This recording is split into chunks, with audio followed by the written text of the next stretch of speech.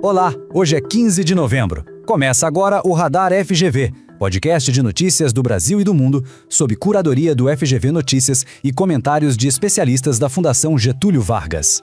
Hoje, a gente vai falar sobre o ritmo da COP30, que está acontecendo em Belém. Depois, vamos analisar por que comer fora de casa ficou mais caro. E para fechar, a gente discute o impacto do 13º salário na vida de quem está endividado. Podcast Radar FGV. Então vamos começar pela COP30. A Conferência do Clima, que está rolando lá em Belém, era para ser um grande momento para o Brasil, né? Mas o que se viu nesses primeiros dias foi um clima, digamos, de bastante incerteza e um ritmo bem mais lento que o esperado. Pois é, e essa sensação é bem resumido pelo Daniel Vargas, da FGV Direito Rio.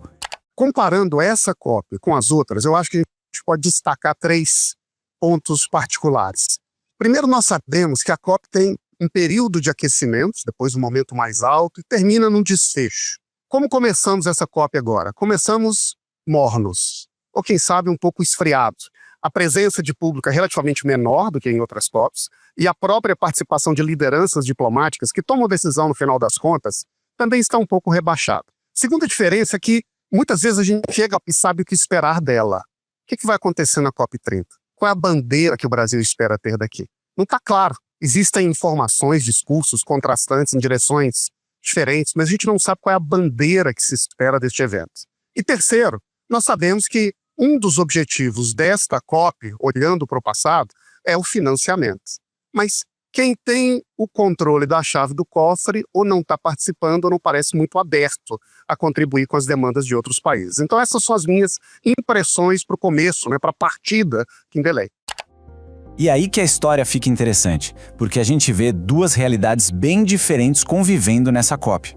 De um lado, essa largada meio morna na política, com muita incerteza, mas do outro, o Brasil está mostrando uma força impressionante, a inovação na agricultura. É um contraste gritante, né? Enquanto as negociações políticas parecem meio travadas, o agronegócio brasileiro está contando outra história. Como disse Roberto Rodrigues, da FGV Agro, a nossa agricultura tropical mostra ao mundo como inovação e sustentabilidade caminham juntas. Nós ouvimos 41 instituições ligadas ao agronegócio, direto ou indiretamente, com suas propostas e ideias para um mundo com agricultura tropical sustentável e regenerativa. Então fizemos um documento amplo que conta a história do Brasil em 50 anos, sob essa ótica, tecnologia com sustentabilidade. Hoje, a agricultura tropical é um fator que ajuda o clima. O Brasil, 50 anos atrás, importava 30% da comida que consumimos aqui. Hoje nós exportamos comida para 190 países do mundo inteiro. Que é isso? O que aconteceu com o Brasil? Esse milagre. Simples. Tecnologia, inovação, ciência, sustentabilidade. Bom, mudando de assunto agora, vamos falar de economia, mais especificamente do que está pesando no bolso de muita gente, o preço da comida. E olha só que interessante, os números mostram uma coisa bem curiosa. Sabe a comida que a gente compra no supermercado para fazer em casa? O preço até deu uma aliviada, registrando deflação. Agora, comer fora, aí a história é outra. O preço de um restaurante, de uma lanchonete, subiu mais de 5% neste ano. Mas por que essa diferença tão grande? Bom, quem ajuda a gente a entender isso é o André Braz, do FGV Ibre. A alimentação fora de casa é um termômetro da própria atividade econômica. Então, à medida que o nosso desemprego fica muito baixo, ele anda em patamar muito baixo aqui no Brasil, isso aumenta a demanda por alimentação fora de casa, né? Para a família, é mais vantajoso comprar os alimentos no supermercado, prepará-los em casa e consumi-los em residência, ou então levar para o trabalho, para a escola, para a faculdade. E aí a economia é grande. E vamos para o nosso último assunto de hoje, que também mexe muito com o orçamento das famílias, o 13º salário. Aquele dinheiro extra que todo mundo espera no fim do ano, mas que desta vez chega no cenário bem complicado. E olha, não é pouco dinheiro não. A previsão é que quase 370 bilhões de reais sejam injetados na economia brasileira. É uma quantia enorme, que vai chegar para cerca de 95 milhões de trabalhadores.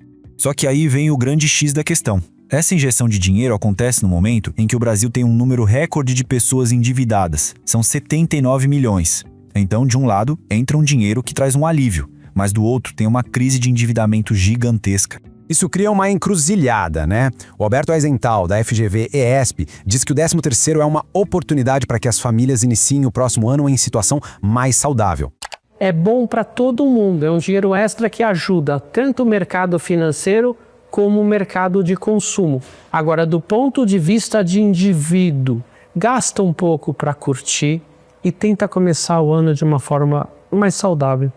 E essa é a pergunta que fica no ar. Para milhões de brasileiros, este bônus de fim de ano será uma solução de curto prazo ou o começo de um novo futuro financeiro. Esse foi o Radar FGV de hoje. Voltamos semana que vem com mais notícias. E não perca, de segunda a sexta, o Radar Drops na sua plataforma de áudio favorita. Até lá!